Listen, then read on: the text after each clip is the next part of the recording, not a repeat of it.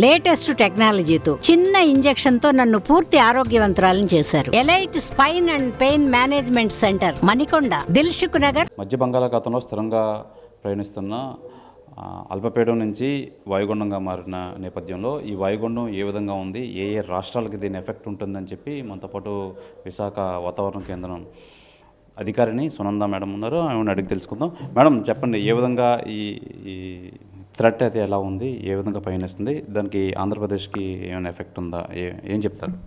అంటే ఇప్పటికే ఇది మధ్య బంగాళాఖాతంలో కేంద్రీకృతమైంది. మనకి 500 కిలోమీటర్స్ దూరం, మన తీరానికి 500 కిలోమీటర్స్ దూరంలో ఉంది.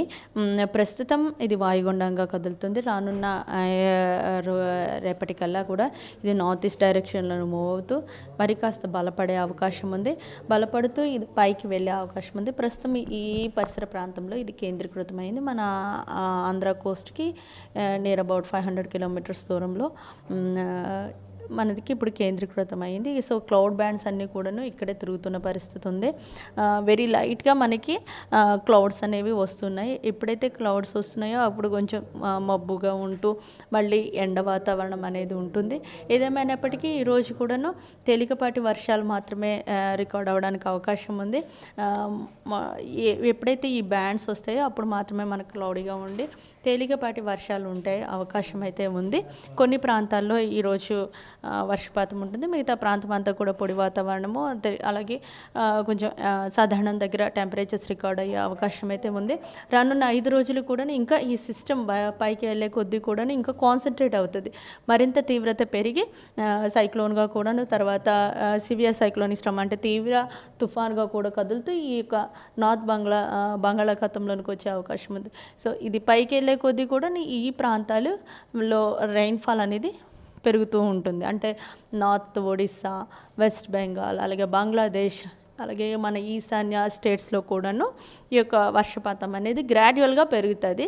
అంటే 25th నుంచి, అరౌండ్ 25th నుంచి కూడా ఇక్కడ రెయిన్స్ అనేవి చెదురుమదురుగా ఉంటాయి. ఈవెన్ భారీ నుంచి అతి భారీ వర్షాలు కూడా ఇప్పటికే హెచ్చరికలు అయితే ఇవ్వడం జరిగింది. ఈరోజు చూసుకున్నట్లయితే ఫిషర్మెన్ వార్నింగ్, అంటే మత్స్యకారులు కూడా ఈ మధ్య బంగాళాఖాతంలోనికి వెళ్ళరాదని ఇప్పటికే హెచ్చరికలు జారీ చేశాం. ఇక్కడ విండ్స్ కూడాను గంటకి 40 నుండి 50, అత్యధికంగా 60 వరకు కూడా నమోదవుతున్న పరిస్థితి ఉంది. ఇది కూడా గ్రాడ్యువల్గా పెరుగుతుంది. ఈ ప్రాంతాలు మొత్తం మీద మధ్య బంగాళాఖాతం నుంచి ఉత్తర బంగాళాఖాతం వరకు కూడాను రానున్న రోజుల్లో మత్స్యకారులు కానీ, బిగ్ షిప్స్ కానీ అటు వేటకు వెళ్ళరాదని ఇప్పటికే హెచ్చరికలు జారీ చేసిన పరిస్థితి ఉంది.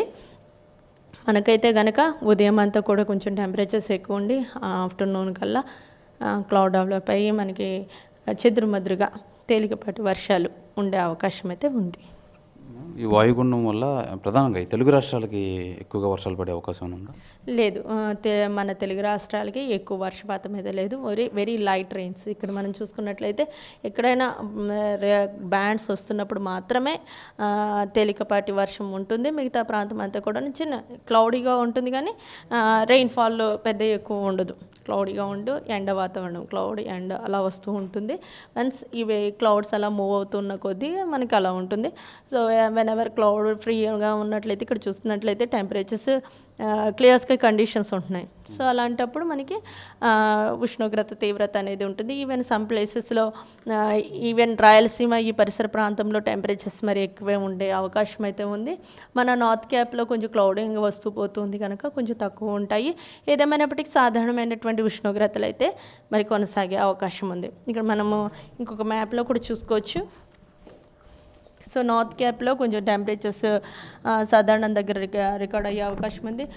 సౌత్ క్యాప్లో కొంత ప్రాంతము ఈవెన్ 40 అరౌండ్ 40 కూడా రికార్డ్ అవుతున్నాయి. అనంతపూర్ ఈ పరిసర ప్రాంతాల్లో కొంచెం టెంపరేచర్స్ ఈ విధంగా ఉండే అవకాశం ఉంది.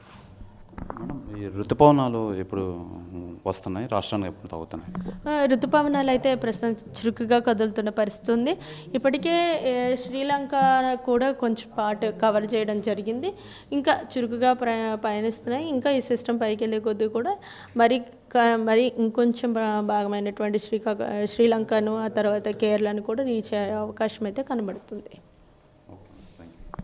ఇది ఈ వాయుగుండం ప్రభావం ప్రధానంగా ఒరిస్సా సరిహద్దు ప్రాంతాల్లో అయితే ఎక్కువ ఎఫెక్ట్ ఉంటుంది. తెలుగు రాష్ట్రాలకైతే వర్షాలు పడే అవకాశం అయితే చాలా తక్కువగా ఉంది. అలాగే ఋతుపవనాలు కూడా చురుగ్గా ప్రయాణిస్తున్నాయి. అతి తొందరలోనే తెలుగు రాష్ట్రాలను తాకే అవకాశం ఉందని చెప్పి విశాఖ వాతావరణ కేంద్రం అధికారిని సునంద్ అయితే తెలియజేస్తున్నారు. కెమెరామ్యాన్ అజయ్తో శివరామకృష్ణ RTV విశాఖపట్నం నుంచి. మరిన్ని వీడియోస్ కోసం ఛానల్ ని సబ్స్క్రైబ్ చేయండి. లేటెస్ట్ అప్డేట్స్ కోసం వాట్సాప్ ఛానల్ ని ఫాలో చేయండి. అండ్ లింక్ డిస్క్రిప్షన్ లో ఉంది.